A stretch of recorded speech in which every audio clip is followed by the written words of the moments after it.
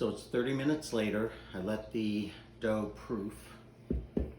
And what I have here is a ball of dough. That is the first proof. There are still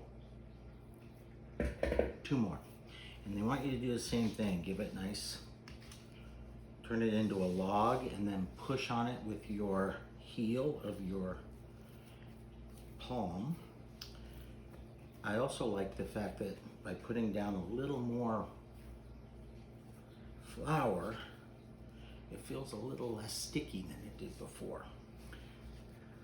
They warn you that this recipe takes 3 hours, which for you bakers is nothing. And I watch Great British Bake Off, so I know that baking takes a long time. Since I'm not a baker, I am just trying to make sure I adhere to every timeline so that this proves properly. I may have said proof earlier, but I think it's prove, right?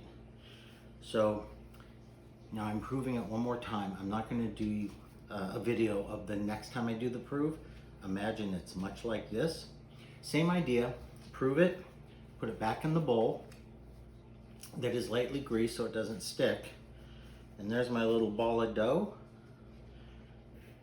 Back into here, another 30 minutes covered with a towel.